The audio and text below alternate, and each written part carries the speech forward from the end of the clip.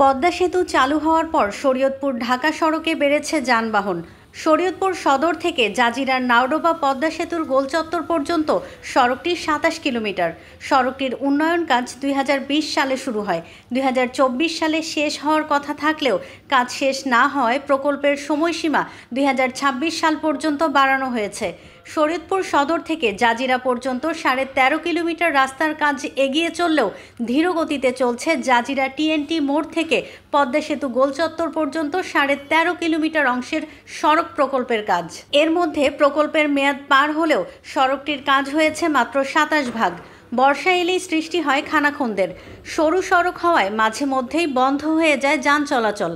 এই সড়কের এমন বেহাল দশা নিয়ে ট্রল চলছে সামাজিক যোগাযোগ মাধ্যমে। প্রতিনিয়তই রাস্তার গর্তে ছোট বড় যানবাহন উল্টে ঘটছে দুর্ঘটনা। দুর্ভোগের শেষ নেই পথচারীদের।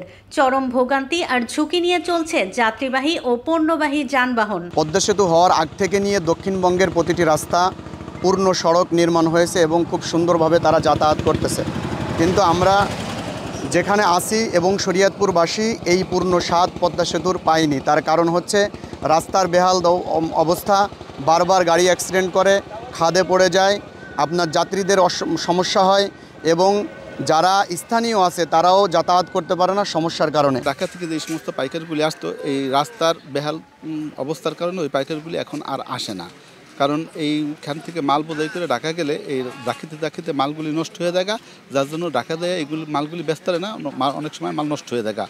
মাল না বেচতে ওরা লসের সম্মুখীন হয়, যার জন্য ওরা আর আসে না। ওরা না আসার কারণে কৃষকরা মালটা তাদের ন্যায্য মূল্য আর পায় না। গাড়ি বাসপাতির কথা আর কি করবো, চাকা পাংচার হয়ে যায়, পাতি ভেঙে যায়, একটু ওভারলোড থাকলেই পাতি ভেঙে যায়। গাড়িতে টানার নিয়ম হলো 4 টন মাল লইতে পারি না। এই যে 1200 কেজি 1500 কেজি মাল লইছি তাই আগাইতে পারি না গাড়ি নিয়ে, এমন অবস্থা। জায়গায় সেদিন করে একটা পোল্ট্রি খাইছি। এই রাস্তা অনেক খারাপ, ভাঙা, অনেক বড় বড় গর্ত, যাত্রী নিয়ে যাইতে অনেক সমস্যা, যে কোনো সময় বড় ধরনের দুর্ঘটনা ঘটতে পারে। শরীয়তপুর সদরের সাথে রাজধানী সদরের যে একমাত্র যোগাযোগের রাস্তা, এটার অবস্থা খুবই খারাপ।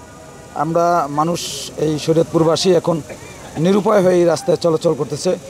এর যে কোনো সময় একটা বড় ধরনের দুর্ঘটনা ঘটতে পারে, মানুষের জীবনের ঝুঁকি আছে এখানে, আর মানুষ অনেক কষ্ট করেই এখন ঢাকা যাতায়াত করে। সড়ক ও জনপথ বিভাগ সূত্রে জানা যায়, শরীয়তপুরের সড়ক উন্নয়ন প্রকল্পটি ২০২০ সালের ১ জানুয়ারি শুরু হয় ১৬৮২,৫৪,৯৭,০০০ টাকা ব্যয়। এতে 3টি প্যাকেজের মাধ্যমে কোটাপাড়া ও কাজিরহাট সেতু সহ মোট ২৭ কিলোমিটার সড়ক উন্নয়ন কাজ অন্তর্ভুক্ত ছিল। প্রথম প্যাকেজে শরীয়তপুর শহরের ফায়ার সার্ভিস থেকে জাজিরা টিএনটি মোড় পর্যন্ত ১৩.৫ কিলোমিটার, দ্বিতীয় প্যাকেজে 2টি সেতু এবং তৃতীয় প্যাকেজে জাজিরা টিএনটি মোড় থেকে নাওডোবা পদ্মা সেতু গোলচত্বর পর্যন্ত ১৩.৫ কিলোমিটার রাস্তা অন্তর্ভুক্ত। পুরো প্রকল্পের ৭০% কাজ শেষ হলেও জাজিরা টিএনটি মোড় থেকে পদ্মা সেতু গোলচত্বর পর্যন্ত অংশের মাত্র ২৭% কাজ হয়েছে। এই অংশের প্রকল্প ব্যয় ১২৯,৬৩,০০,০০০ টাকা।